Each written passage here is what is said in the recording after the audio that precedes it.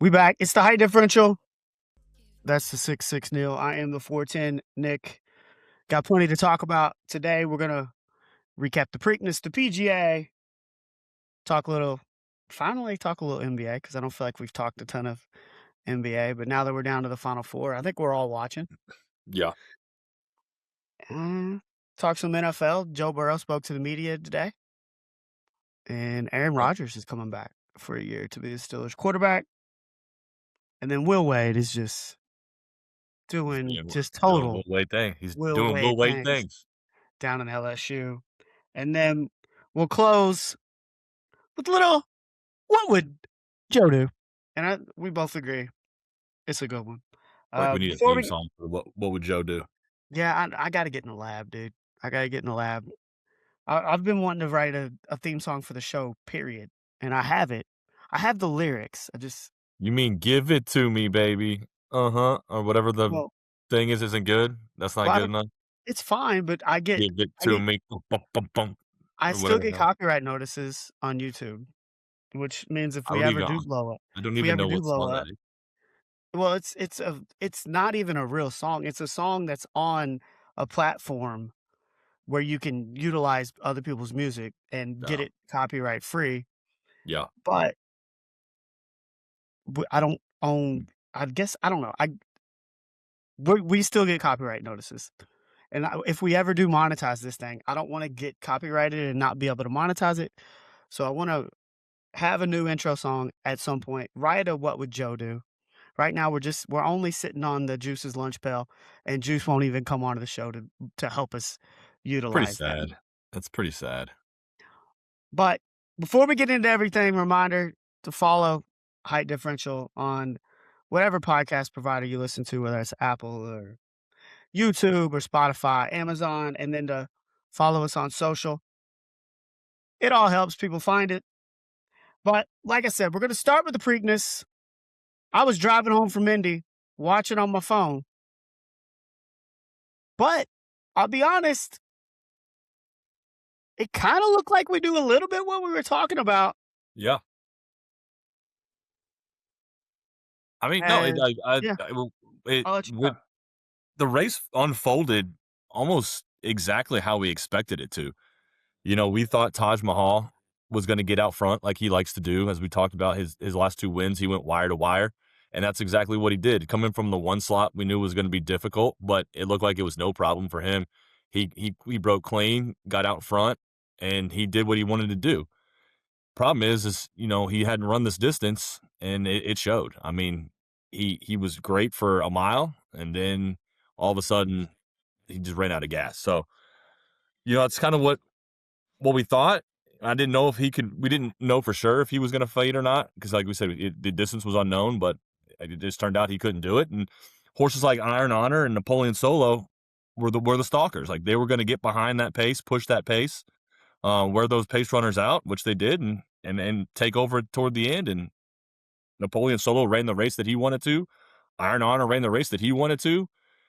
Just turned out Napoleon Solo was just a little bit better that day. Yeah, I will say the one thing, like we didn't know what horse officially would get out front, whether it would be Taj Mahal, Napoleon Solo, and we didn't know if Napoleon Solo would be able to rate a little bit behind Taj Mahal, but he really did a great job with that. Mhm. And I think my biggest mistake in my bets was believing in Taj Mahal with all three of his wins being at Laurel, probably against lesser competition. You Yeah, take him out, I made some money on Saturday, yeah. but that was my big mistake. I think believing in that horse. If that race is at Pimlico and not Laurel Park, then Taj Mahal's probably not in my bets.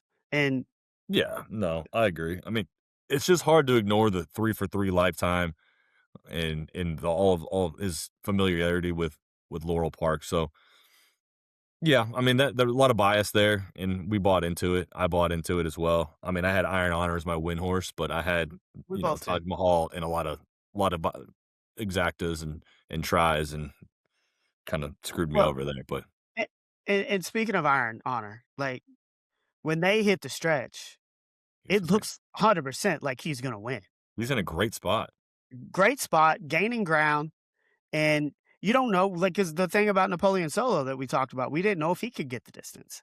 Yeah.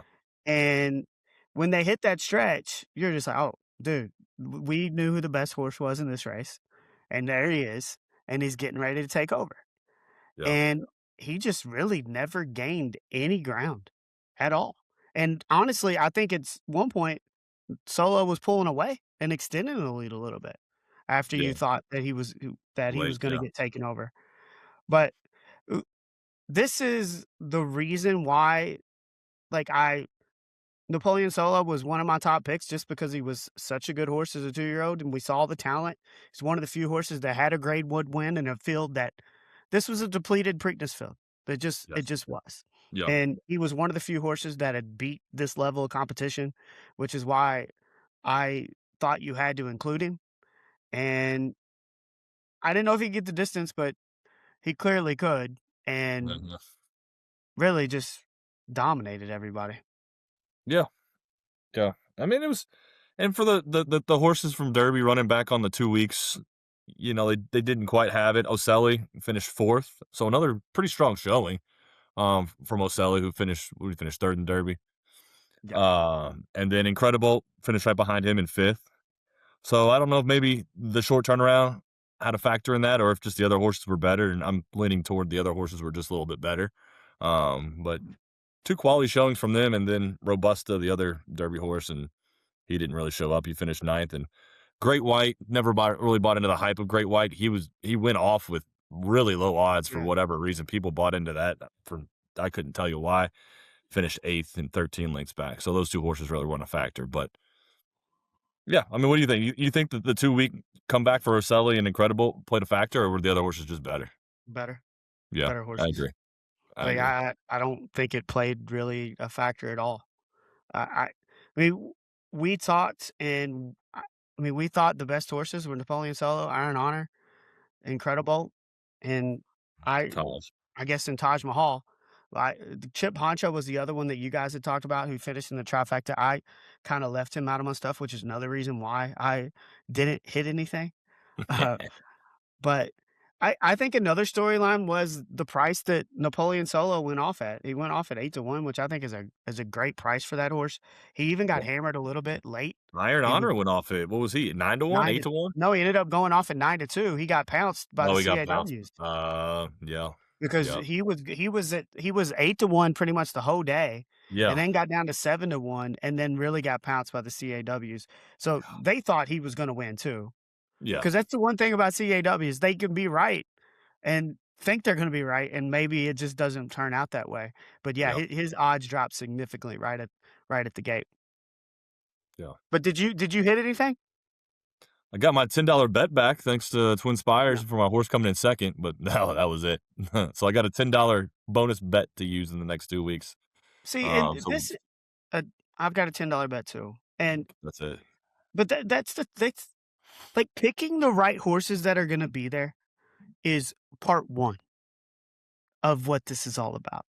The Mhm. second part is learning how to bet successfully, Yes. and it the way that I bet it on Saturday just shows that even though I had a pretty good idea what this race is gonna turn out, I just don't know how to bet. So, I bet Iron Honor to win, Yeah. comes in second, like you said, for the bet back, you get your money back. My Yeah. exacta bet was just Taj Mahal and Iron Honor. So that sounds okay until you hear what my trifecta was, where it includes Napoleon Solo, Iron Honor, Taj Mahal, and Incredible. So why am I not including Napoleon Solo in my exacta if I'm including in my try? And Yeah. I even talked about how, look, I don't think Napoleon Solo is probably going to come third, fourth, or fifth in this race. He's either going to win it or he's going to get nailed at the wire. And he won it. And I don't know. Like, I need to read some books on how to bet because I want to win more bets. And it's even more frustrating when you feel like you had a pretty good feel for the race and you still come away with not a single winning ticket. Yeah. No, I had Napoleon. I didn't do any exactas. I just did a couple of try boxes, and all my try boxes had Taj Mahal in them. But I did have Napoleon Solo in those as well. But Taj Mahal was really the reason I didn't hit anything because he just Yeah. ran out of gas. And dude, that exacta, which those 2 were like you said, right before they went off, it looked like they were gonna go off at, like, 9-1 and 8-1, and Yeah. you're expecting if you pay that $1 box or exacta, you're expecting that to pay, and I think it paid $100. Yeah, because didn't, Matt hit that, right? Didn't Matt hit it? Yeah. Yeah, but he only got paid out 50, Yeah. so, yeah, I don't know. It's one thing they got to change because he did think they went off at 8-1 and 7-1, and then Iron Honor actually ended up going off at 7 or 9-2. But yeah, he only cleared like $50, Yeah. which if you pick the first 2 in a 14 field and they aren't going off at 2-1, 3-1, I feel like your return should be pretty good. Yeah. And that's the thing that horse racing is just turning away a lot of people right now because they're getting frustrated by their payouts. Well, you saw I mean, I sent that to you. I think it was, Preakness Day, or it was that either on Preakness Day or it was the day before. They were running at Laurel, and there was the horse, the 15 horse. They have a picture of the horses in the gate and the odds next to them, like, on the screen, 18-1. In the gate at 18-1. Crosses the finish line, 6-1. I mean, From 18-1 to 6-1 in the split second. Like, you're uh, thinking, "Wow, 18-1 is gonna be a great payout," and then it's just an average 6-1. and You if gotta you're new fix it. to and if you're new to this game and you're so pumped You and you think you got think cheated. yeah, They stole you from you. put a $10 bet on that, you think you're bringing home 180, $190. Instead, you're getting 50, 60. Yeah. Like, you feel like somebody stole money from you, and then you're not gonna wanna play again. Absolutely not. And it's so hard to pick horses correctly, and you actually pick one right, Yeah. and they're doing this to you? And, I mean, we both love horse racing. That's why we talk about horse racing a lot every week, especially right now during the Triple Crown. Yeah. But they gotta figure some stuff out. Yeah. They gotta figure some stuff out, and They do. it looks like the Belmont field is gonna be a lot of the Derby horses, which is the way it's been the last couple of years. Yeah. That field's gonna be great down in Saratoga, and then you were talking about the Stephen Foster. Yeah. That field is at the end of June at Churchill Loaded. with that's gonna have Sovereignty and Baeza and White Abarrio, Mhm. and they just upped Couple others. the purse Yeah. to 2,000,000. So, the tracks are making so much money. We just want a little piece. We just Just want a give little us a piece. piece. We just want a little slice of the pie, just a little sliver of the Yeah, pie. Give me a little coat of that apple pie. yeah, and when we get to the Belmont, we will have Matt back on to preview. We'll do a horse by horse just like we've done for the Derby and the Preakness. I was telling you before we got on, it's kinda odd right now not having the 5'6" Matt on because I feel like he's been on the last 10 shows because we've talked so much horse racing. Which I guess you won the draft, yeah? Yeah, I pretty much dominated, had 1st and 2nd. Yeah. So, Yeah. I had Iron Honor with my 1st pick, which was the 2nd pick overall, and then Napoleon Solo with my 5th pick. Yeah. Tried to jump in there, pick the 2nd and the 3rd pick. Got a lot of grief on the show, got a lot of grief on social from people watching that. I let see, I don't hide it.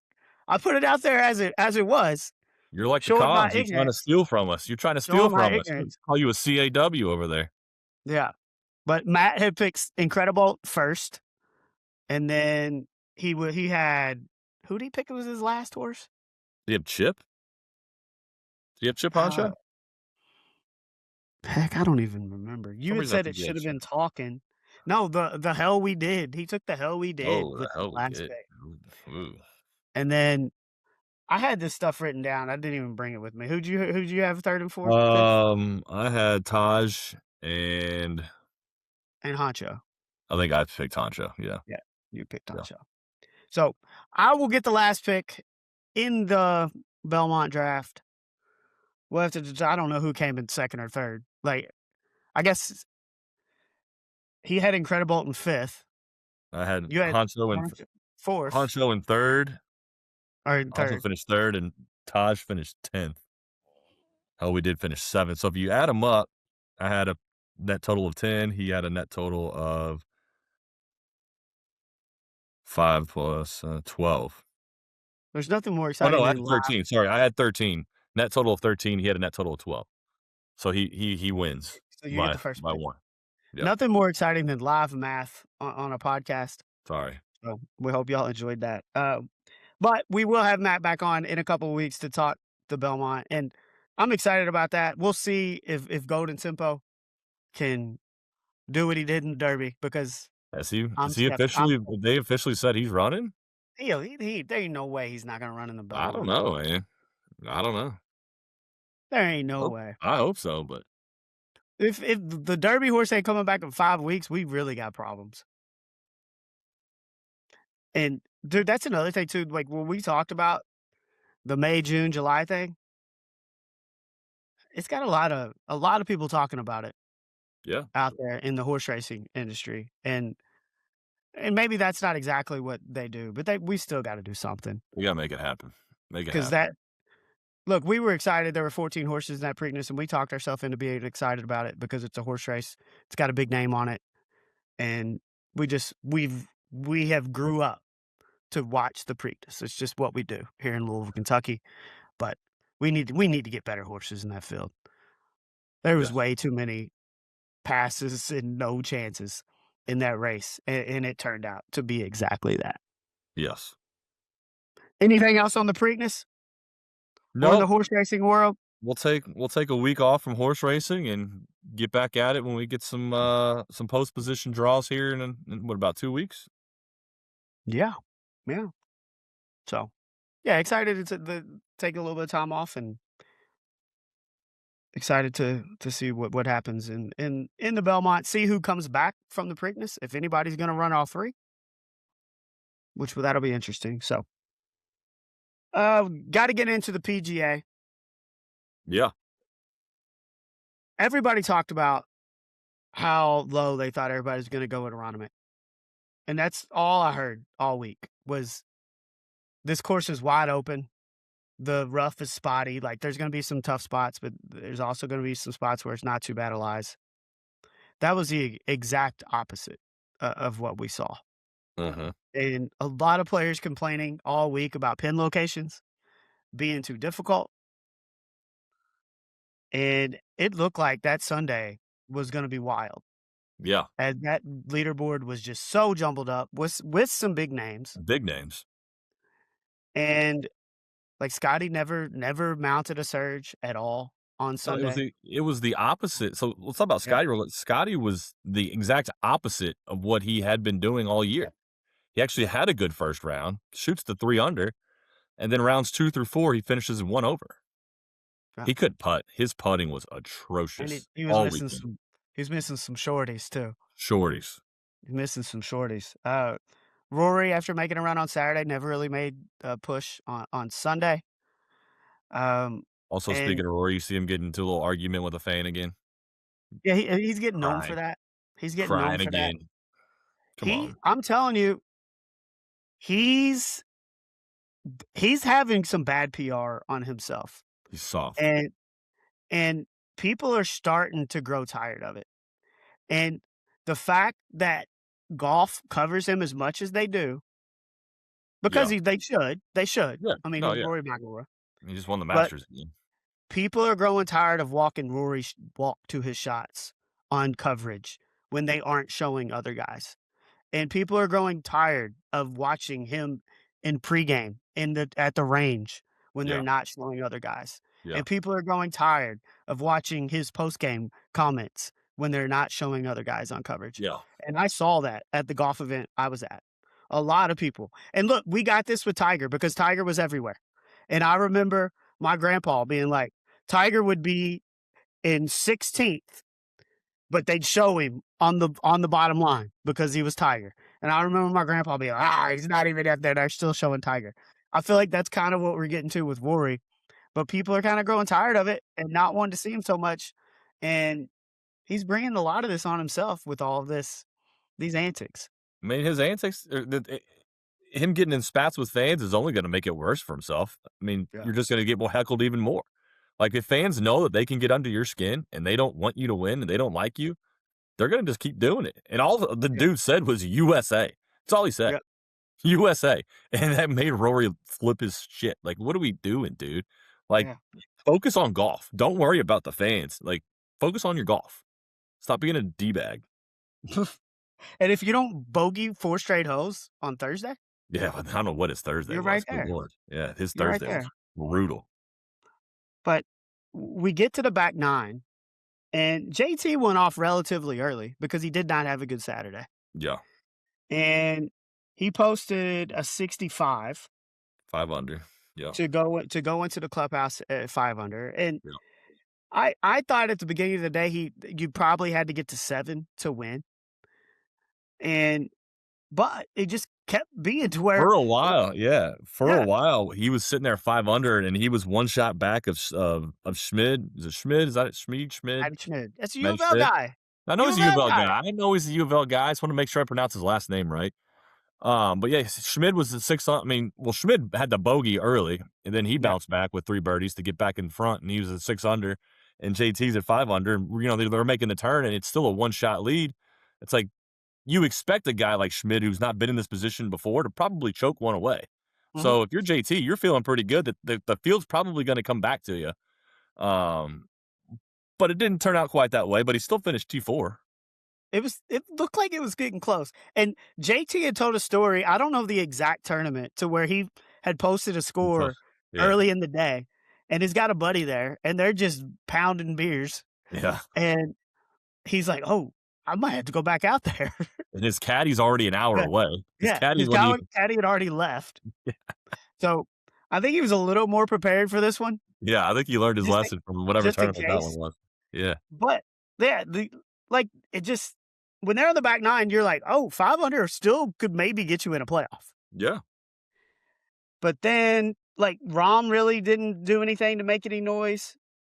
Smid had that bogey late that kinda took him out of it, and then Aaron Rai goes and shoots a 31 on the back, and really just, like it's like he's at the end of the race on Mario Kart, and he had 3 turbo boosts, and he's just bloop, bloop, bloop, and he's well, it all gone started not even just the back, it all started on 9 when he made with the the eagle. eagle. Yeah, So he goes 6 under in his last 10 holes. yeah. And, like, a guy like Aaron Rai, who what is he, a one-time winner on tour? How many times has he won on tour? 1, but he's led a lot after the first round in these big But, events. I mean, but with the pressure of a major to then go and shoot 6 under in your last 10 holes, when you're going up against the likes of when Rory McIlroy is on your heels and Scotty's lurking, and you've got JT that's already posted his 5 under, and you've got Cam Smith, who's a major winner, who's sitting right there, right behind you. To just go out and just dominate the last 10 holes, and that putt he made on Well, 17, yeah, unbelievable. and dude, the back 9 was the harder 9. Like, Yeah, people were struggling on that back like, you've got 16, which is that gettable par 5, yeah, and that's pretty much it on the back 9 at Aronimink. yeah, And he he got to 16 where it looked like he was already had a real chance to win this thing. Like, he had yeah, kinda separated himself. And then you're like, if he birdies 16, which it's the birdie hole, and mhm, he just hits a perfect drive down the middle, and he ends up birdieing that hole to go up by 2, I think, at that point.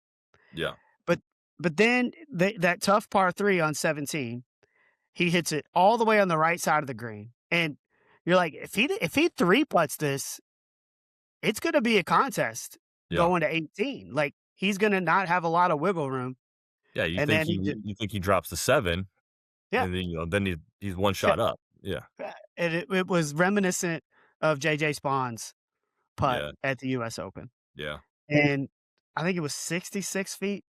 Said he was aiming for the shadow of the flag. I mean, if you watch the replay, it's going straight at it, and that thing just falls in, and at that point, it's over. I mean, they lights started out. writing his name on the trophy Yeah, yeah, immediately. His reaction, absolutely incredible. It was nothing. yeah, It no, was nothing. yeah, I mean, he just kind of looked, maybe gave it a little bit of a fist bump, and then it was back to business. And he goes to 18 and just maybe the best drive of the day on the 18th hole, Mhm. and could have birdied 18 too. And this dude ranks like 160th on tour in driving distance. Not a long knocker. Mhm. You Not don't one of you the best. you like the non-long knockers. I mean, I do because I can relate to it, and we'll talk about that at the end of the show. Um, Not honestly, not one of the better putters either, but putted lights out for 9 holes on the back 9, and sometimes it just takes playing the best 9 holes of your life, and you get yourself a major, you make yourself $5,000,000, and you change your life, and that's what happened for Aaron Rai. Yeah. Can we talk about John Rahm for a second? Talking about these live guys, and, I was in favor of just putting them back on tour with no penalty, and 'cause they were, former major winners and probably some of the best golfers in the Which world, I and still think is you said, "When's the last time John Rahm's done anything?" Well, John Rahm showed up. He showed up. And if he had won this tournament, well, my question to you is if he goes out and wins the PGA Championship, if you're the PGA Tour, I'm putting him on no penalty, except for maybe a fine to some I'm charity. I'm not putting any of these guys on no penalty. Like, He's he gets a heck of he gets a heck of a lot of FedEx Cup points. He gets he's the 750 best. FedEx Cup He points. wins a major. He proves he's one of the best golfers in the world still, and you're gonna tell me you still don't want him on your tour. Not without him paying money like Brooks Koepka did. I said you could pay some money, but, like, put him and He's reinstate him immediately. Brooks Koepka played Myrtle Beach last week. Like, Yeah, but guess what? You said you're not giving him the same deal as Koepka. You said that. You said that deal's off yeah, the even table. worse. So are you gonna give him the same deal as Koepka?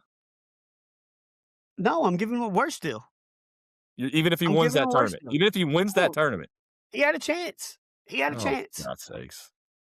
Put the But best you wait, golfers on the tour. Put the best golfers on the tour, and that the includes best John Rahm. golfers took money for a bullshit league and don't deserve just to come back just because their league's about to die. They made a That's mistake, Nate. it's not how the world works. They Obviously, but didn't make a mistake. Their bank accounts have risen exponentially. That's not a mistake. That's a decision you made. Michael Jordan went and played baseball. He came back and played basketball with no problem. What's wrong with that? That's the worst analogy I've ever heard. It makes no sense. And there are probably some other reasons that we don't know of why that all happened.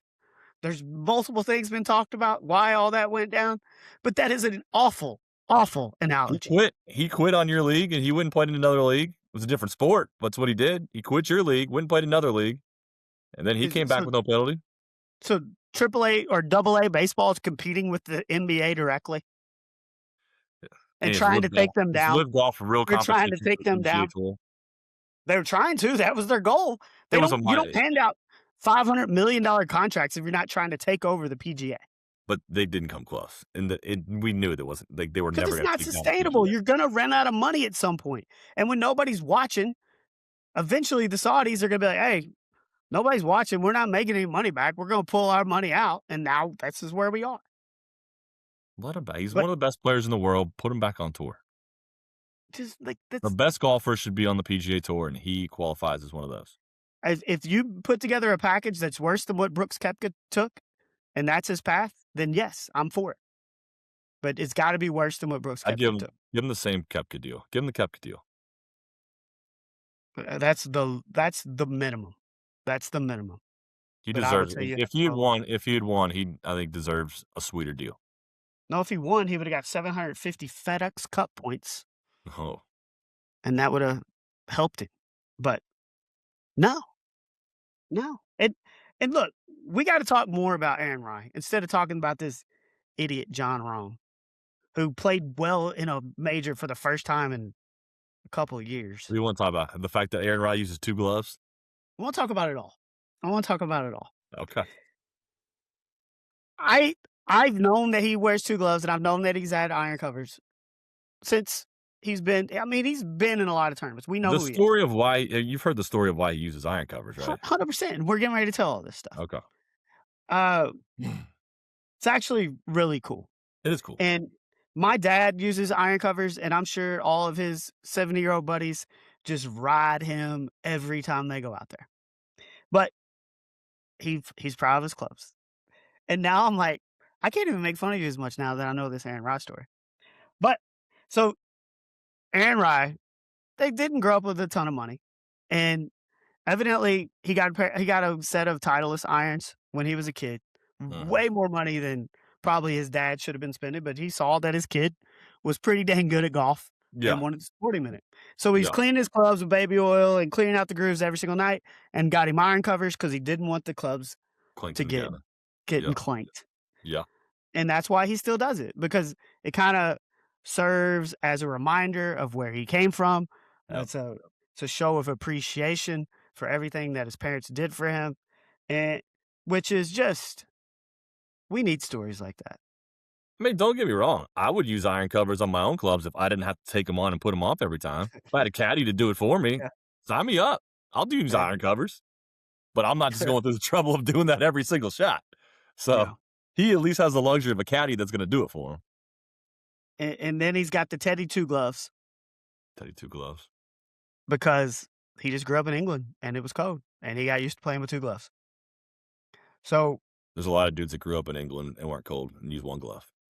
yeah, he just got used to it. Maybe he's a different part of England. I mean, I don't know the geography of England, but, uh Okay. I don't know, he just seemed very humble, very appreciative. Yeah. They went to Chipotle after the big win, that was how they celebrated. Okay. Um, I can think of better restaurants than Chipotle to celebrate at, but but okay. that's his spot, and I just think I mean, that's I'd who rather go Aaron to Rai is, and Moe's. I'd go they to Moe's or Qdoba over Chipotle, but would you? yeah.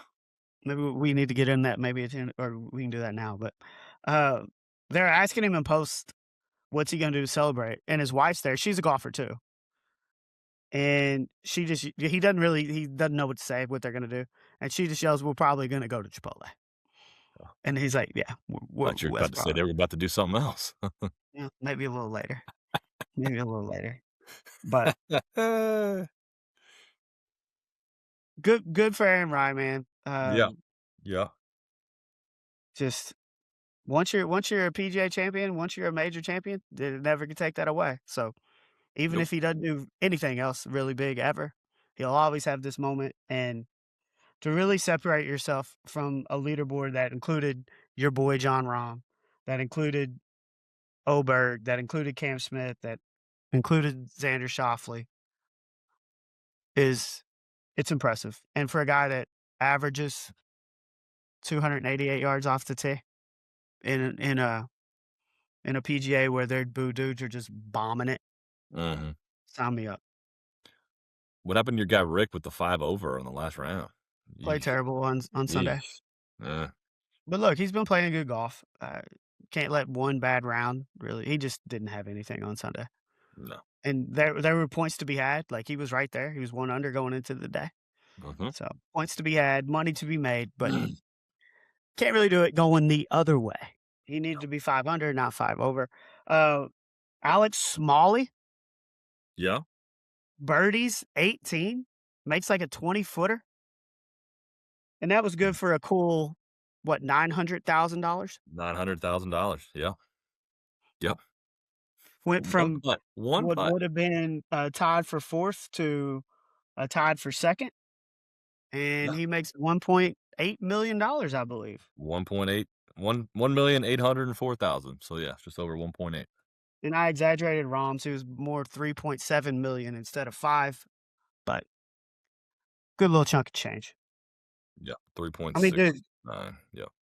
Rick finished tied for 60 and he brings home $30,000. I'd take it. I mean, if you woulda like you said, if you woulda shot you go from 60,000, what'd you say, 60, 50? How many? What'd you say, 60? 30? He was tied for 60th. And he brought home 30,000? Yeah, like $28,000. Yeah, if he just goes 5 under instead of 5 over, he's bringing home 1.8. Yeah, he didn't do that. No, he didn't. He did Yeah, not do that, but he didn't. been playing good golf, gonna take a week off and then Hey, try you to get know back who's on it. not bringing home a check? Who? Oh boy, Higo, that missed his tee time. He got Yeah, cut. He got cut. Misses the cut by one the shot. number. One shot. Miss it on the number. And because of the two-stroke penalty he incurred in round one for showing up late to his tee time, he goes home early with lint in his pocket. Yeah, and then he made a decision. And he fired his caddy. Ain't the caddy's fault, bro. Caddy was yelling for you. It ain't caddy's fault. I think the I caddy probably wanted to kill him, to be honest, because it costs the caddy money, because the caddy gets paid if you get paid. So the caddy probably also wanted to beat his ass. So I'm sure the caddy was fine getting off his bag. He'd be like, screw you, dude. I'm going to go find somebody that actually, treats uh, golf seriously and shows up on time. I mean, if you wanna blame your caddy for you being late to the box, I'm out, bro. Like, I'm out. Like, I don't know how show some you maturity. Like, show some maturity. Just own it. Just own it. And he didn't do that on Thursday either with all of his excuses and saying, if you think about it, I wasn't really late. No, you were. If the time is 7:18 and you're not there at 7:18, you are late. And I don't know I how you blame the caddy when the caddy's on time. The caddy's on the box on time. yelling for If you. you just go with your caddy, you're on time. The caddy was yelling for you to get your ass down there, and you didn't do it. Don't blame your caddy. Your caddy knew what he was doing. Your caddy showed up on time. Your caddy was yelling for you. Just stick with your caddy, listen to your Yeah. caddy, and you're on time. He didn't do it, and he wants to blame somebody else. Dude's a bum. He's a bum. You just and he just became a villain, dude. Like, Yeah. I ain't He's pulling a for you now. he's a stupid haircut too. I ain't pulling for you now. Like, I never even heard of the show guy to some be maturity. Show some maturity never heard of the and guy. just own it. Like, I don't know how it's possible to be late, but if you are, just own it. And instead, he went the opposite way, fired his caddy. Maybe there's other stuff to it. I really don't think there is, but I mean, have you I even don't heard of the guy before this? I had seen his name before.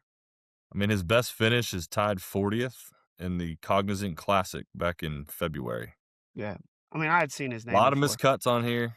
A lot of tied 60, tied 69, tied 67. Yeah. Dude, you suck. He sucks. He's a bum. Go home. And he did. Yeah, And with it's no money. exactly what he did. But congrats again to Aaron Rai. I mean, here's another one, dude. He didn't play the signature event last week. He was in Myrtle Beach too. And now he will be in all the signature events because he just won the PGA Championship. So good for him. Pretty cool to kind of get to know his story a little bit because didn't know all that stuff about the iron covers and the two gloves and his family immigrating to England and all that. So Yeah. just got Sorry. a good heartwarming story, a lot better than that idiot Higo and the idiot Rom taking all the money. A good heartwarming story from a guy that is just more than money. It's about the goodness of the game. You gonna be rooting for the goodness of the game and Aaron Rai if he makes that Ryder Cup team next year and he's going against the US? No. Of course not. No. We talked Throw about all your this little fuzzy feelings when out we of the way. covered. We talked about this when we covered the Ryder Cup. How we pull for these guys a lot of the time, but for 1 week a year, we're not going to. So no, I'm Good. not Better going see you to. throw your fuzzy feelings out the window next year. Yes, they all suck that week. Do they not? Screw you, Rai. It doesn't look like he'll get rattled because he sure as hell didn't get rattled on Sunday. No, he sure did. Talk a little NBA. Yeah, I'm watching it right now, actually. So Two great Knicks, games to open the finals. The Knicks conference. last night were down like 14, and To we got start a little text. We got a little text thread, and you, when they're down 14, are like, Knicks are going to win this game. This was the start the fourth. Yeah. Yeah. So I hadn't been watching much, but I've been getting to where I had like $20 in my account. So I've been throwing some $5 bets in there just to make it fun. So I did it. I did $5 bet plus like what 600, whatever it was. So all right, let's go.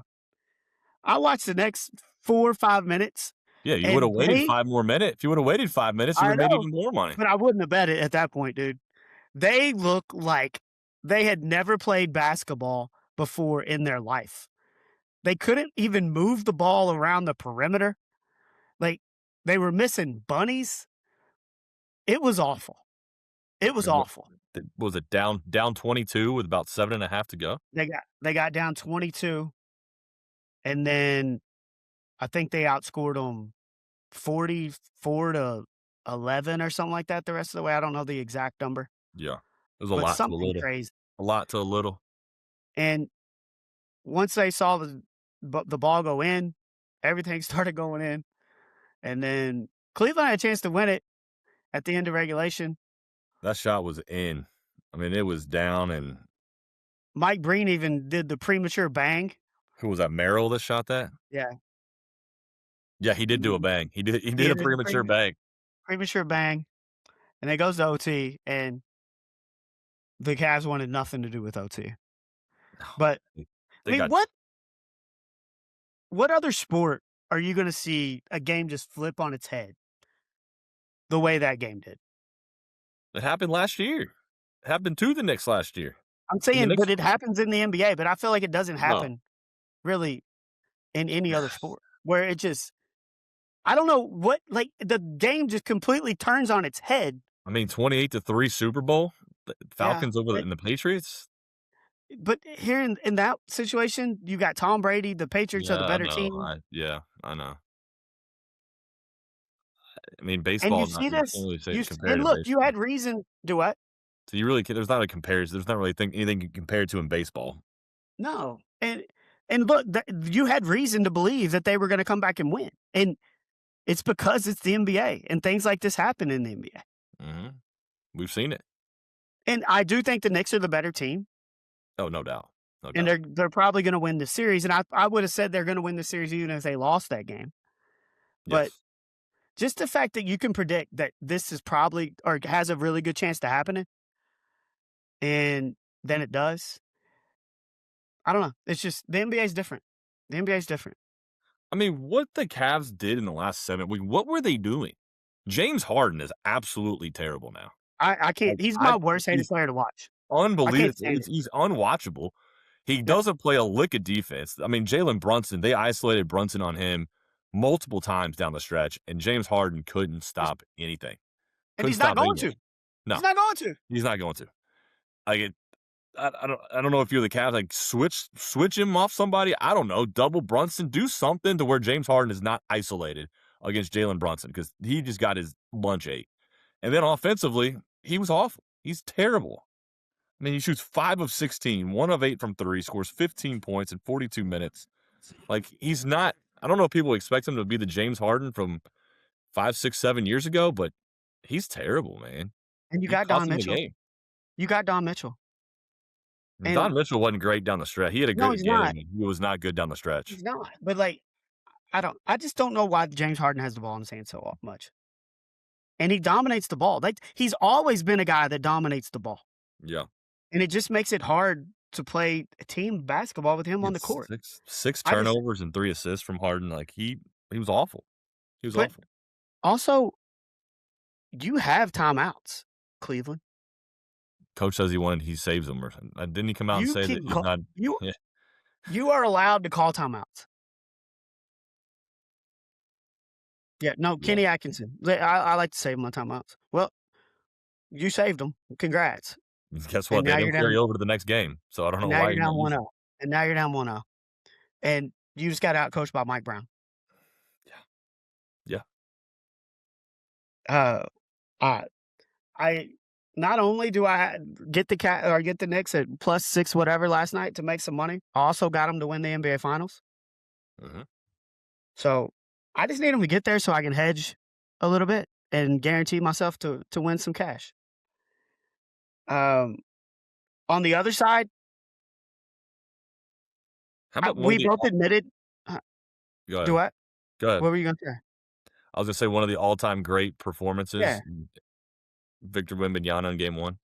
And look, we both admittedly did not watch a ton of NBA in the regular season.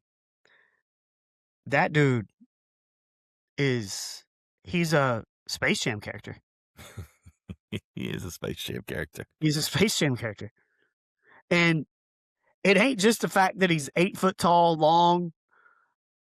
Dude, he hit that 30-footer Yep. when it looked like they were done. And he Yep. just comes down and hits that 30-footer. Ties the And game. you're thinking at that point the NBA champions have kind of taken control of this game. And Yep. he's just like, nah, I'll just drain this 30-footer. He reminds me of Mike, like you said, the Space Jam character, Michael Jordan. Remember when he dunks the ball from half court and his arm just keeps stretching and it just keeps stretching and it just keeps stretching and he dunks the ball? He's like that. Yeah, Like the dude is just so long. So long. And he's not like the most athletic guy. I mean, some of pretty these little athletic. It's pretty athletic. I mean, he is, but his height. For what his body is, he's pretty damn Yes, athletic. for his size, sure, but, like, some of these shots, like, I'm seeing him make, his body's, like, sideways, he's kinda, like, all like, Uh, it just looks awkward. but It's an awkward look.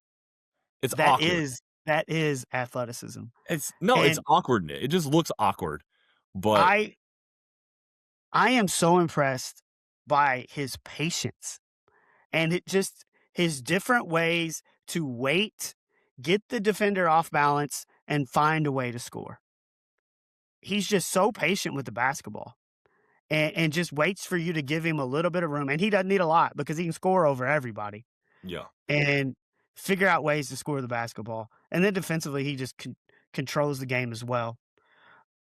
I this dude, I haven't watched him enough. And now that he's in the Final Four, we're gonna watch him every time they're on. And my biggest takeaway is you're right. He's like a Space Jam character. I And mean, yeah, 41 points, 24 rebounds, 3 assists, 3 blocks, a steal, and it wasn't like the 41 points came on a bajillion shots. Like, his shot efficiency was pretty good. He's 14 to 25. I mean, he yeah. shot well over 50%. Like, it was unbelievable. Every time they need a bucket, he found a way to get it. And a lot to just lob it up to him. Several times they would just lob it up to him.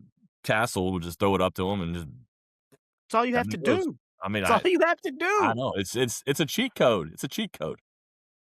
I He's the face of the NBA now.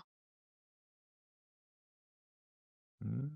I mean, Shea Gilgeous-Alexander just back-to-back MVPs, but Shai Alexander is going to the bench on defensive possessions. he's reigning two-time MVP. This dude ain't coming off the bench on defensive possessions No, or he's not. going to the bench. He's not. I He's the face of the NBA. I think he's the best in the game. And after so many people get to watch him for the first time that don't watch the regular season that are now watching, next year, it's Wemby's league. It's Wemby's league. Yeah. And how do the Spurs? And we knew this when they got him because the hype was so big. Yeah. But how do the Spurs always luck into getting these guys? How do you get David Robinson, Tim Duncan, and now Wemby? Yeah, I mean, like, you talk about, like, the Spurs teams of the past, like, that won those championships, like, they had multiple superstars. They had, like, the Duncan and the Tony Parker and the, Mhm. Manu Ginobili, like, superstars. You have Wemby, and you got a bunch of dudes that are good, they're just okay guys, like, they're not superstars. Like, Champagnie and Castle's fine, Castle's good, and Dylan Harper's good, but he's not superstar. Like, there's not and like the Golden State Warriors when they had their run, when they had, Steph and Clay and Kevin Durant. And it's a one-man show for me for the Spurs and a bunch of really good players that know their role. They're pieces that fit together around one superstar, and it all works. And like Dylan Harper and Ace Bailey played together at Rutgers. Yeah. At Rutgers. And they didn't even make the tournament. No. You got two guys that are in the league that are playing for a team that's in the Western Conference Finals just 2 years later, and you can't get that team to the big dance? Well, good news because next year that team would make the dance, I would hope, now that we're going to 76 teams. It's true. But how does a team with Dylan Harper and Ace Bailey not get to the dance? That's another thing that just stands out to me. Yeah. Do you think the Spurs win the series, or do you think the Thunder come back and win it? I think the Spurs win it. I mean, I think that was a huge, huge game one. For them to get that game one, I think the pressure's gonna start to fall on Oklahoma City. They're gonna have to steal one somewhere along the way. I think the Spurs are too good to let that happen. I like the Spurs in the series now. They're so young. I mean, Wembanyama's now how many years in the league? 3 years in the league, and he's Yeah. only 22. Harper's 19, Castle's 21. Like, we knew this team was talented, but was it going to be this year? But Yeah, did it seem how like this quickly year it's happened. Yeah, with how might be a quickly. little early, Yeah, especially when you're playing the defending NBA champions? yeah. I'm not picking it. After watching that game, I'm not picking against Wemby. No. I'm not picking against the Spurs.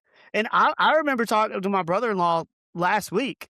He's like, "Yeah, dude, Spurs are for." I was like, "Yeah, they're gonna be really good, but we ain't there yet." I was wrong. And that's me trying to have an opinion without watching enough hoops.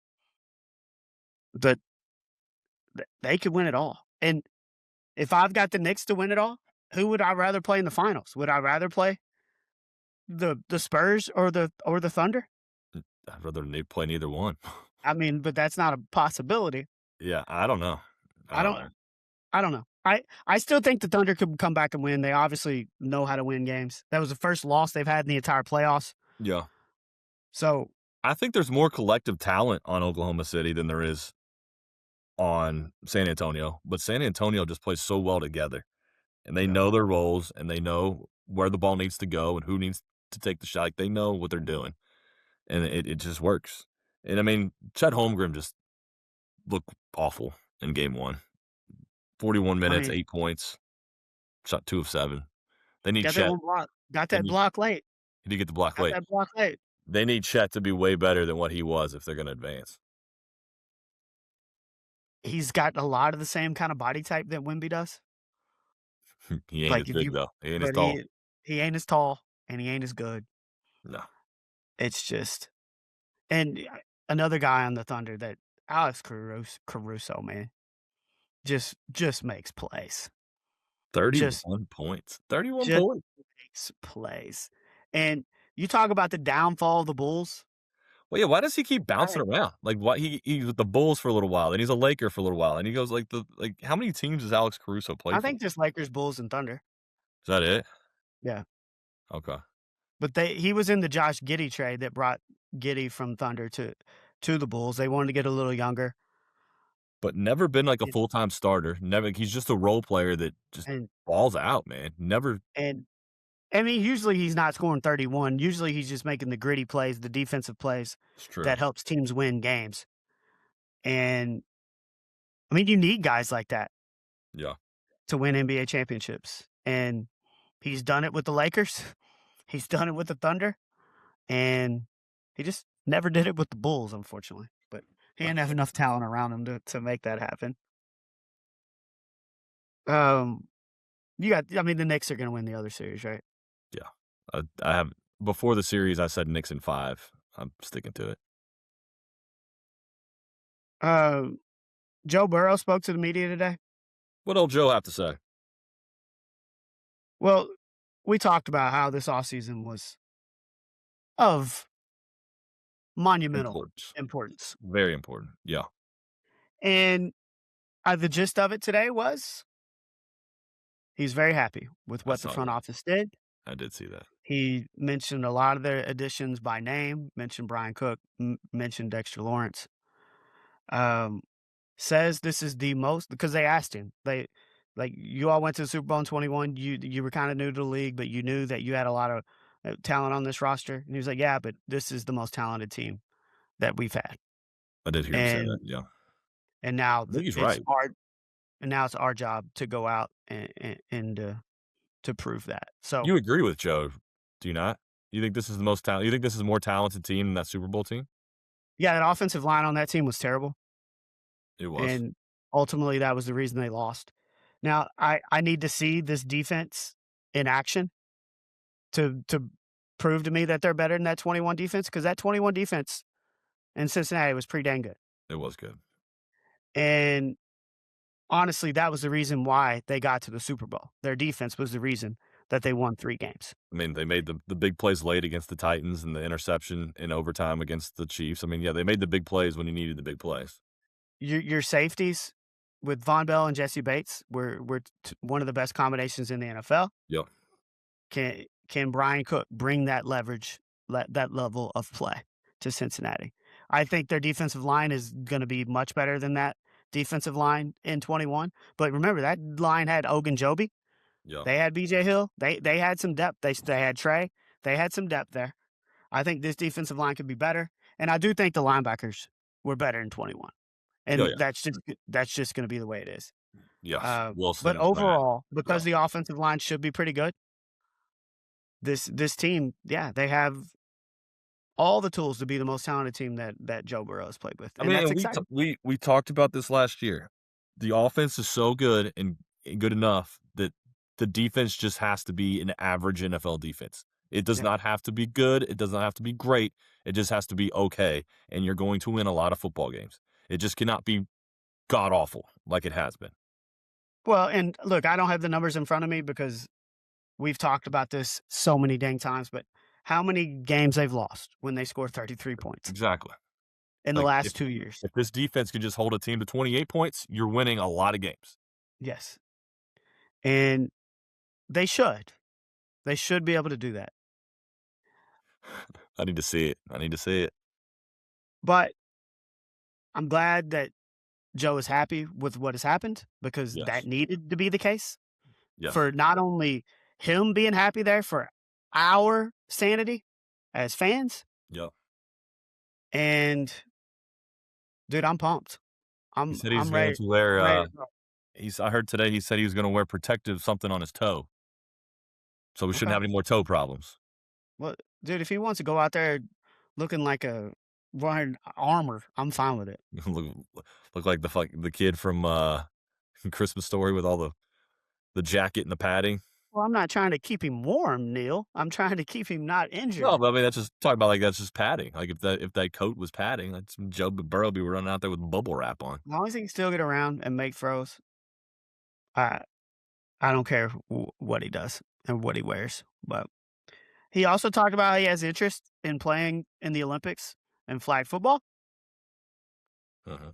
which as a competitor and somebody who's as good as one of the best QBs in the league, you got a chance to play in the Olympics. I think that would be awesome. But didn't he just play in that flag football team that lost to the US flag football team? The Fanatics thing, yeah. Yeah. Like, he lost to, like, the guys that are Well, it future wasn't an flag football Olympic players. qualifier, Neil. No, I know it wasn't an Olympic qualifier, but dude, I don't think you can just walk in and say, "I wanna play in the Olympics," and you get a He spot. didn't say Well, put me on the these team. He dudes are said he's pretty interested. good. He Huh? said he's interested. Alright. And that would be 28, right?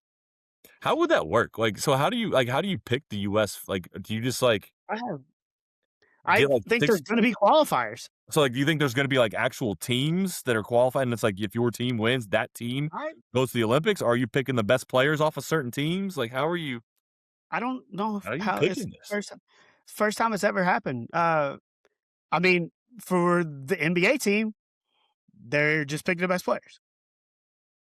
But for flag football, I don't know how you do that. You don't have a flag like a I mean, is there like a official flag football league where you would pull these players and then NFL players would compete against them? I don't know. I think I is had just I mentioned I that he believe there is a competitive flag football league, yes.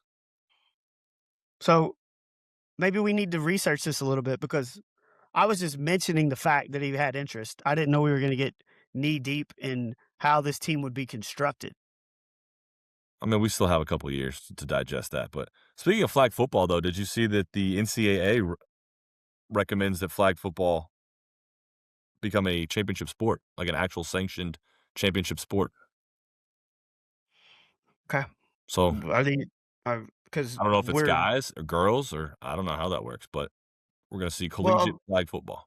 I think it's a lot girls of, mostly in that. a lot of high schools have added girls, flag football. Mhm. In this era where we're removing sports, because there's not a lot of money to be had. I just have a hard time believing that we're gonna be adding sports. No, I think I this is don't one of those cases where, like, if it's a club sport at a lot of these schools where they fund themselves, the you just club sport's fine. Yeah, be yeah, like, "Hey, you wanna compete in NCAA championship? That's fine, but you've gotta fund yourself." I'm fine with that. Yeah. Like, they I mean, they I could think add that's that. what it's going to be. I don't think you're gonna see athletic departments pouring money into girls flag football. But if they Look, wanna fund themselves and they already have a team that they're competing, like, in alright. at the club level, So, let like, them are do it. the tennises, are they gonna move to club? Like, a lot of these tennis teams at different I mean, colleges, are they gonna move I would club? s I would say fund yourselves or you Yeah, go to club. I don't know. I don't know. 'cause I have no idea. that's the direction we're going. Could be. I don't know. There's just not enough money to be had for everybody. Especially adding sports like flag football. No, you're right. I don't think you're Uh, no money will be spent on that. no, no, you ain't getting NIL. You ain't getting NIL. Um, Aaron Rodgers is coming back Which I for the think we Steelers. knew that. We knew he was coming back, but, what did he say today? Officially, this will be his last. Oh my goodness. No, he Steven just Castle said just he's coming back. murdered I mean, somebody. huh? Steven Is Castle it just murdered somebody on a like, dunk. That was oh, incredible. Sorry. you good? No, he just officially announced he's coming back this week, but it also says that this will be his last year. As a Bengals fan, is it good or bad that he's back? He's 40, how 3 now? 4, how old is he now? 2, 3? Old? We'll say I old as mean, hell. we had the Icy Hot Bowl last year. Which Joe Flacco won that one. He's 42. He'll turn 43 in the middle of the year next year. Like, as a Bengals fan, no, I mean, I'm fine with him coming back because I don't think he's that good. Yeah, fine with it. 100% fine with it. Yeah. And I will say, for I mean, he's still a Hall of Famer. There's no doubt about it. Oh, yeah, question. Yeah, yeah. But the way that his career has gone the last 5 years, to me, has Is he hanging diminished on? it.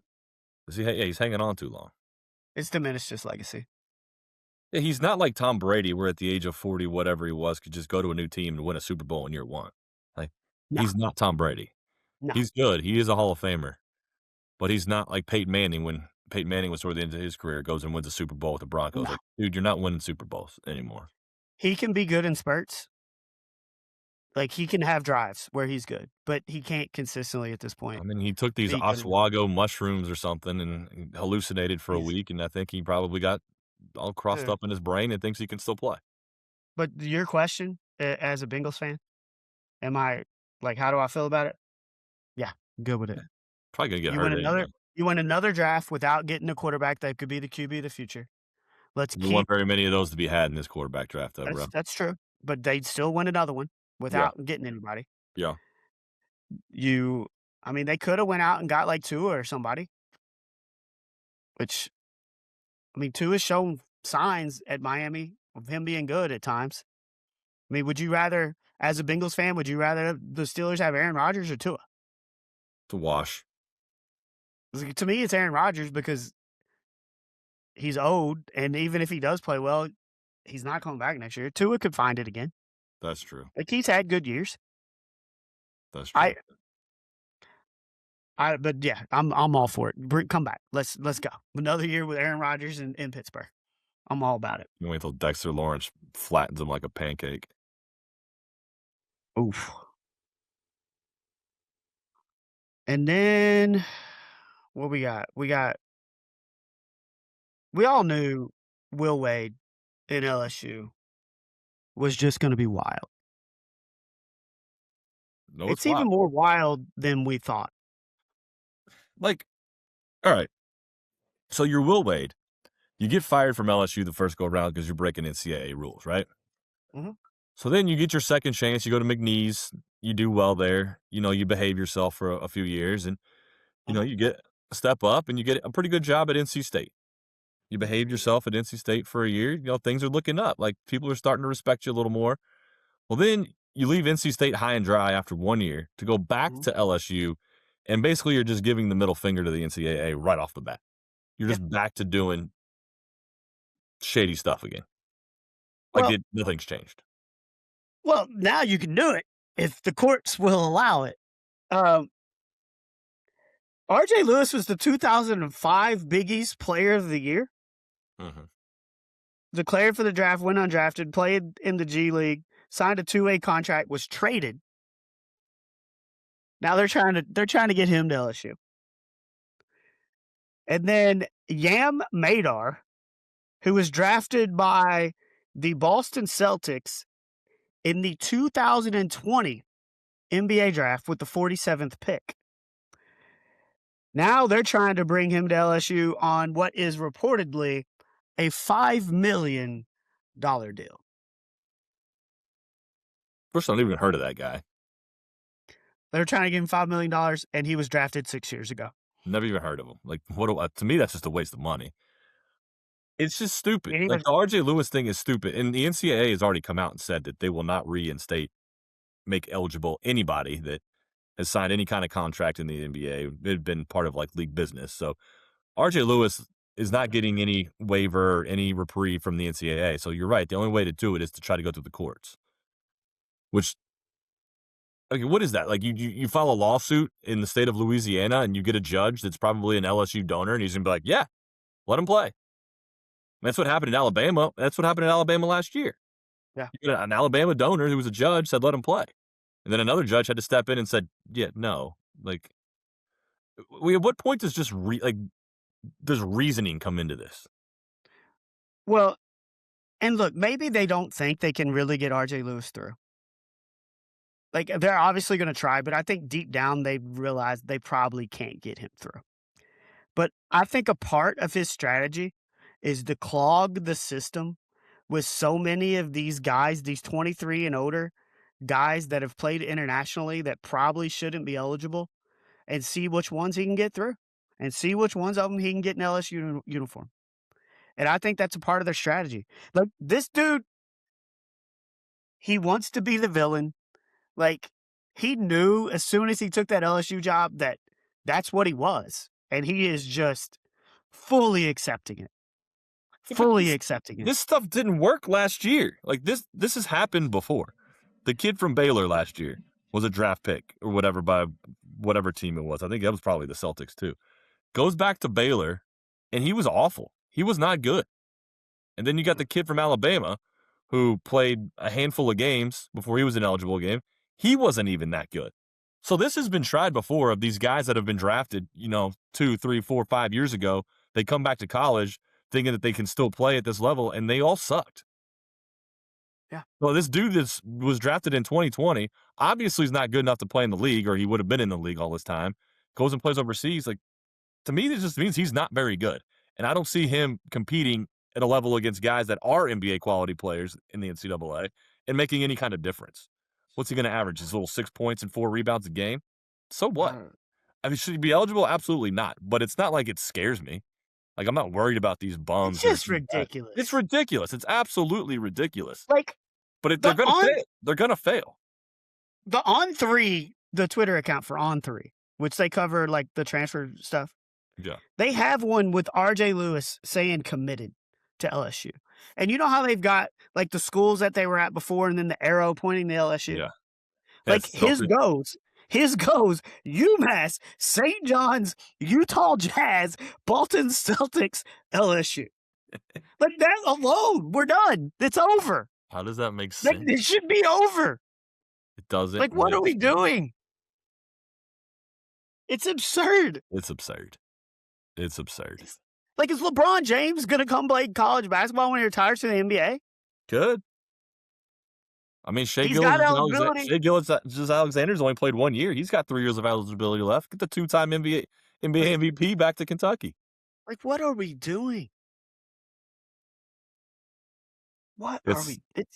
It's a mockery. It's terrible. It's stupid. It's all stupid. Now every team gets in the tournament.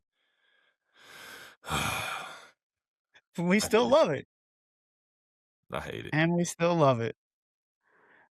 We didn't talk much about NBA draft last week because we had so much going on.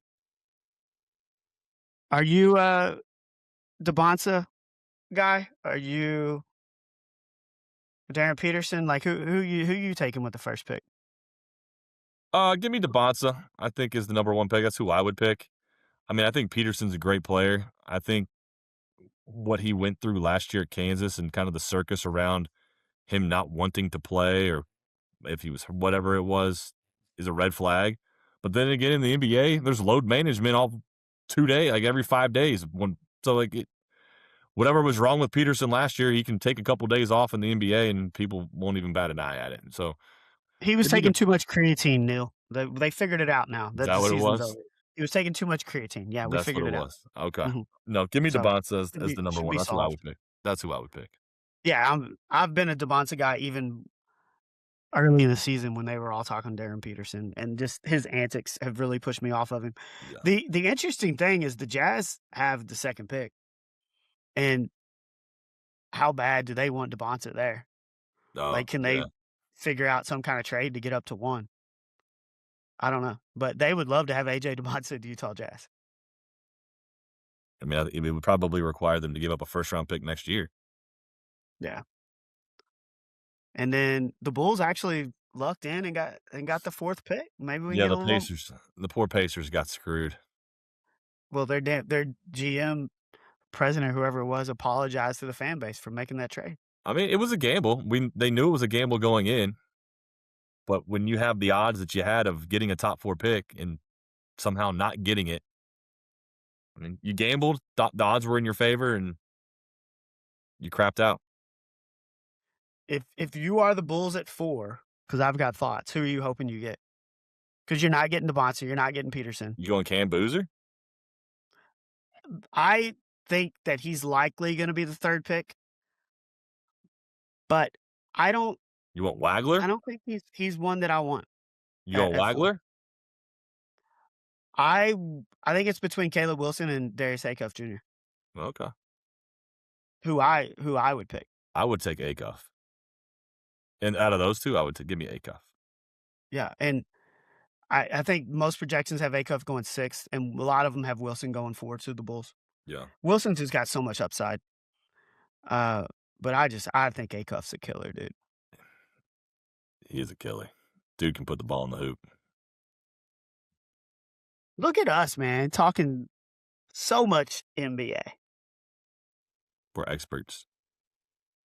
I guess it's time for a little no jingle. What would Joe do? No jingle, what would Joe do? Yeah, maybe I'll try to get in the lab this weekend. Maybe would But Joe let's see if Joe has his own song that he wants to put on here.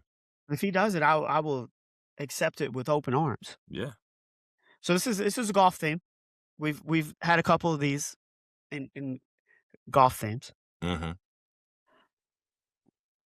Would you rather get to play Augusta National one time when it is 52 degrees, pouring down rain, and in addition, there's 2 holes under construction, which includes Amen Corner, I was about to ask if Amen Corner was yeah. or you get unlimited free golf at any local municipal course for life for you and 3 of your buddies. I mean, this one does require some thought because playing Augusta National is the bucket list item of every golfer, of every amateur golfer, of every Joe Schmo out there that has ever picked up a club. You want to play Augusta National. Like it is the holy grail of golf. But when Amen Corner is underground repair and you can't even play it and it's 55 degrees and it's pouring down rain and the course is probably not at that point, it does not become Augusta National anymore. It doesn't become, it's not what you want it to be. It's not Augusta National at that point. Give me the free golf for life for me and 4 buddies. You're I mean, this is your one chance. Like, It's not, ain't but it's not Augusta National at that point. it's still Augusta National. You can't even play the signature holes. You can't even play the signature holes. Well, that sucks. And I hate playing in the rain. I hate it. I hate it. You are the most anti-rain guy I know. It's awful. Like, I lose grip of the club. I still not been smart enough to go about rain gloves, which I need to do, and I learned that in my tournament over the weekend. I mean, I think it's your only chance to play it. You gotta take it. Like, you get to play Augusta National, You and yes, don't. You're not. But it's the not Augusta conditions aren't National at that perfect. point. It's not Augusta National at that point. I mean, what's this? It's gonna save me $30 a round on my Muni course? How many rounds you gonna play in your life? A lot? So do 30 times estimate. We'll say even if you say It's a 200 rounds. lot. It's a lot of money. So we're gonna give you a couple $1,000 to not play Augusta National and you don't even get to play Amen Corner, and you get to stay out of the rain in 55 degrees.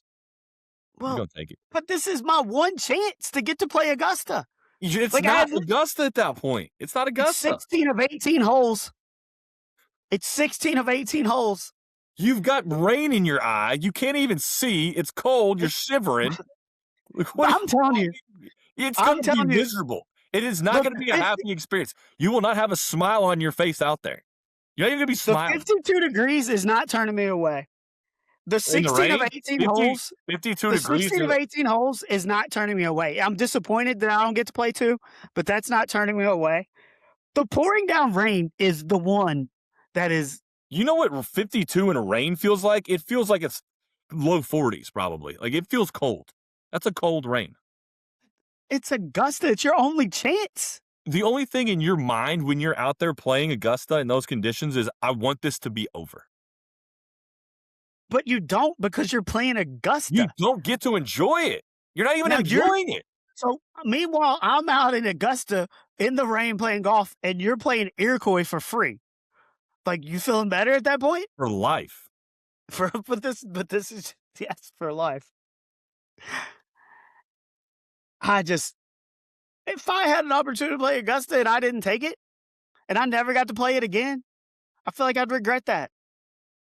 It's not Augusta at that point to me. It is Augusta.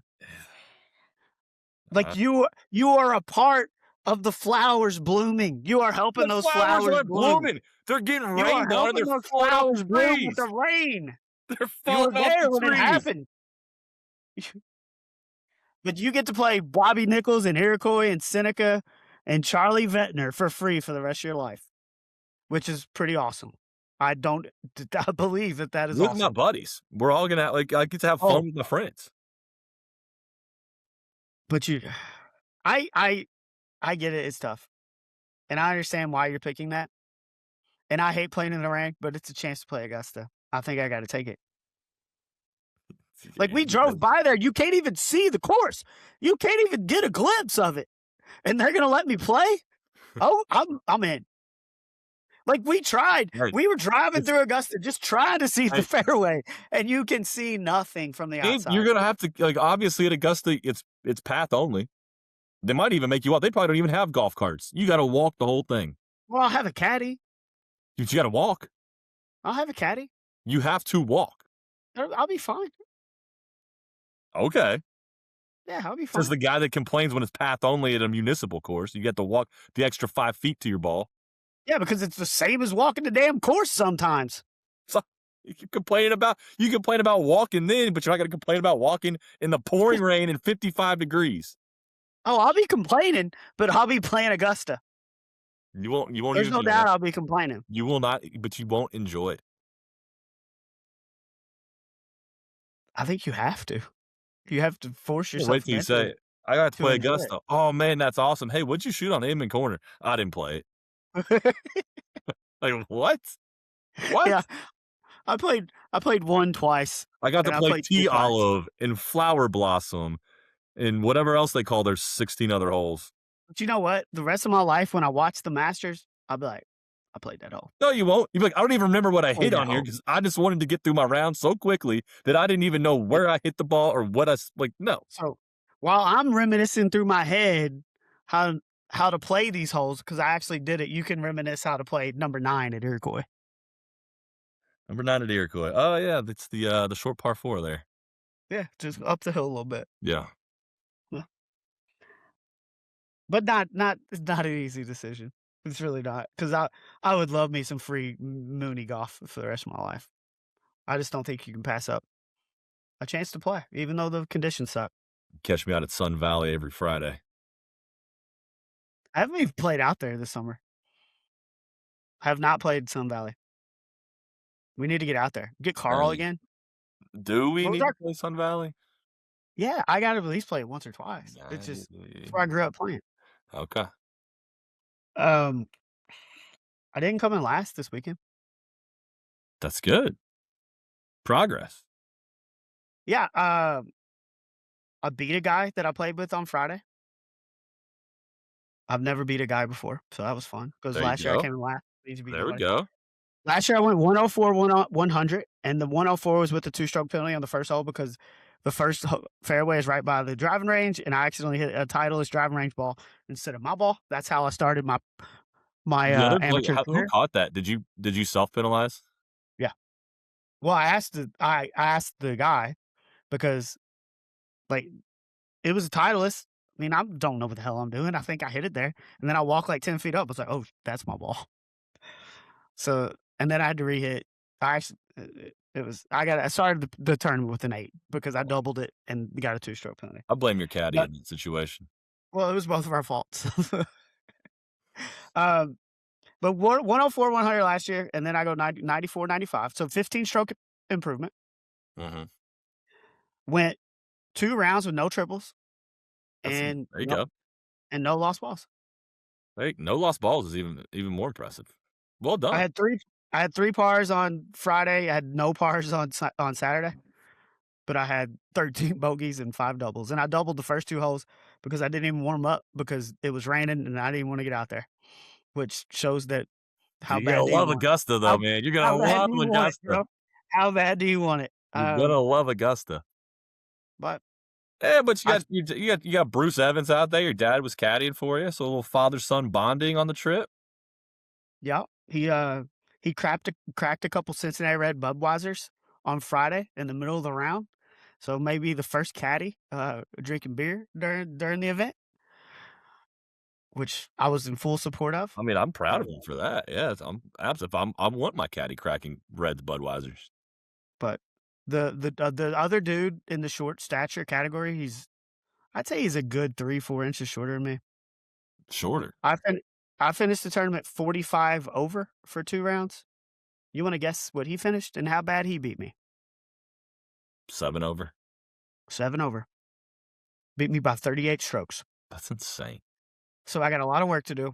Um, Gotta hit the we weight. did Does he just hit the we ball? Like, does he hit it really well? he's just yeah, he hits it farther. He's built differently. Like, he's Hit the weight. stacked. You gotta hit the weight room, my He's stacked. guy. Get in there. You start But pumping some iron. But Get out Pops there. is trying Pops was talking to him, was like, "Dude, we need to play together next year, so we might try to go down a day early and get in a practice round with Ricky Riley." But that dude is a monster. Like, I'm just so impressed. Like, I just don't even understand it Yeah, nice. Good for because old Ricky my Ryan. thing is I just have a hard time getting to greens in regulation. That course was 6,100 yards. So, on a lot of holes, my pars are birdies and my bogeys are pars just because it takes me an extra stroke to get there. Yeah. And What's all Ricky Riley? Did Ricky Riley win the overall tournament? no, the dude finished even par. Oh shoot. Went 2 under on Saturday to win the thing. What was his disability? I don't know. Huh. I mean, they're all there's 1 arm, there's 1 leg, there's Out there like, shooting it's even par? That's insane. Good yeah, for that guy. dude, some of those guys are just I mean, they're seated golfers, which is just Huh. I don't know if you've ever seen that on the internet, I have where no they actually idea. have motorized carts that actually move their bodies up, and Yeah, then they're just all arms. Like, it really is. it's It's incredible. pretty impressive to see Yeah, what some of these guys can do, it's incredible. and girls. But, hey, we got better. We got better. It's good. Did You gonna roll that into a low round tomorrow at the ULGC? I hope so. Keep it rolling. Keep it rolling. I mean, it's gonna be 50s and cloudy. Hopefully, no rain. So not Augusta-like conditions tomorrow, but I would dress warm a little bit, I guess. put on a light jacket. And then we're playing Friday too. Yeah, supposed to But be. I think Friday might get bagged. Yeah, Friday doesn't look good. And we're playing Hidden Creek right out by Silver Creek, Indiana. I have Indiana. not played out there. I played there, like, outside of a scramble, like, twice, and I played in this U of L scramble one other time. It was at Hidden Creek. Good And course. you've just played once since we played a couple weeks ago at Pebble Creek? Yeah, yeah, one other time. You try and get the girls out golfing? At some point, that'd be They fun. showed any interest at all? They No, I haven't really introduced them to the game yet. Probably should. Yeah, you should. Get out in the backyard and they can hit some wiffle balls or something. I mean, you're if you're working at the university, you obviously will get them a free education, but there's no better way to get some scholarship money than be a women's collegiate Oh, plus golfer. you teach your kids to golf. That's something that they can play with you till basically the day you die. So 100%. always 100%. teach your it's always a good thing to teach your kids how to play golf. It is. You got anything else? Now, speaking of the kids, we had a, cross country tryouts today, and both kids have Okay. now made the cross country team. Track ended. We are now on to cross country, which starts in July. And the only thing worse than track is cross country to watch. I don't know why. It goes faster though. I don't have to sit there for 2 hours. I sit there for 20 minutes. Yeah. Is that what they had on Monday? Was cross country? Or was that No, track? Monday was the last track meet of the year, so we finished that up. Swim practice started Tuesday, so now we're on to full-time swimming Okay. for May and June, and then cross country in July. Well, and I went to my nephew's baseball game last night, and 10 minutes after being there, lightning. Then it starts pouring down rain. So I literally sat in the chair for 10 minutes, got back in the 10 car, and minutes. drove straight home. The 10 minutes. advantage of not being the parent is when it rains, you don't have to wait. You're just like, well, they ain't playing. I'm leaving, which is what I did. Yep. Was at the ballpark all day Sunday, keeping up with the golf tournament on my phone. All three of my nephews played back to back to back. Sitting at the last game, and my nieces are there as well. They go to get some candy at the concession stand. They go get the airhead like ropes that looks like rainbows. Yep. You know what I'm talking about? I think so, yeah. Like they're not as hard as the real airhead candy. They're a lot softer. Yeah. I put that thing in my mouth, and immediately my cavity, the filling comes out, which it was just done 2 months ago. I've been pissed off about it since then because I hate my dentist office. And it comes out, and I'm just furious. So I called my dentist on Monday, and I'm like, my filling came out. It was never right, like to begin with, but I need to go get this fixed. Like, all right, you can come in at 2 o'clock. I come in, traffic is terrible. I get there 10 minutes late, so I'm already just like, I'm heated, dude. I'm heated because I'm having to go to the dentist. Didn't expect all this. Is this on Monday, like, the next day? This, yeah, this is on Monday. Yeah. They sit me down. They look at it. They're like, probably gonna need to give you a crown. And I'm really just getting even more heated because I've never had any really, other than having teeth pulled and braces. Like I haven't had a ton of dental work like that. They Bro, show why me the bill. It's like $500. I'm like, you all the ones that screwed this up. Like, why am I having to pay for this? Then they do my blood pressure. It's so high because I'm so heated. They're like, dude, you gotta get your blood pressure down if you're gonna do this.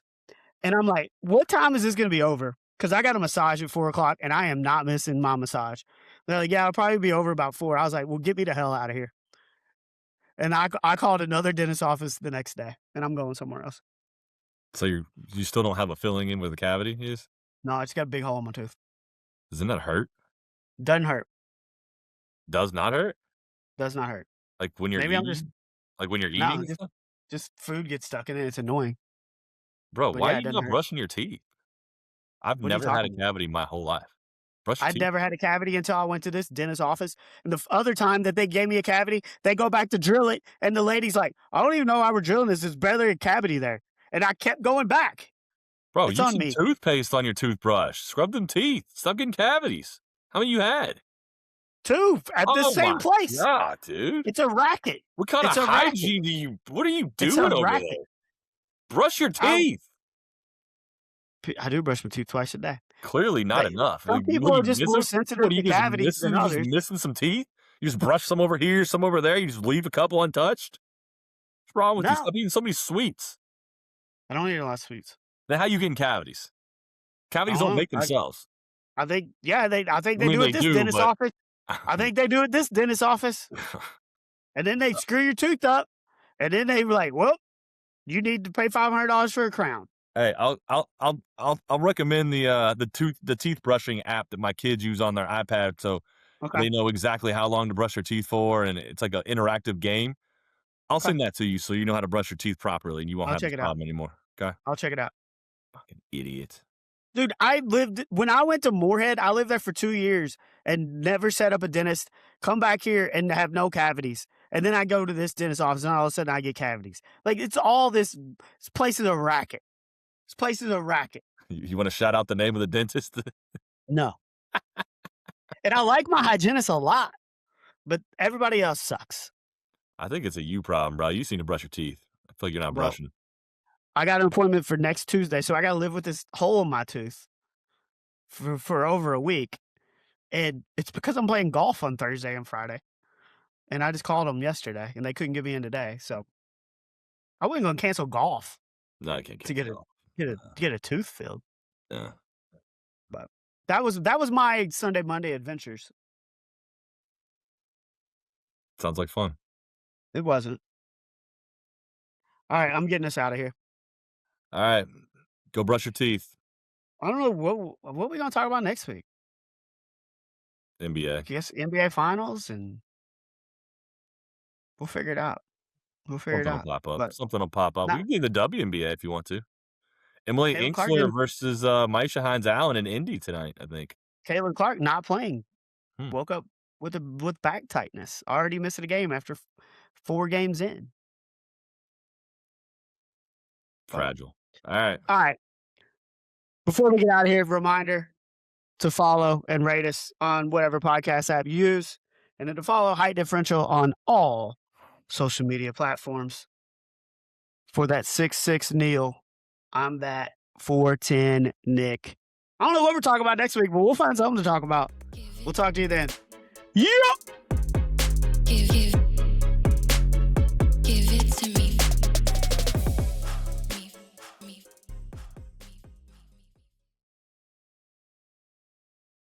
I'll do that for you. Nothing makes me happier.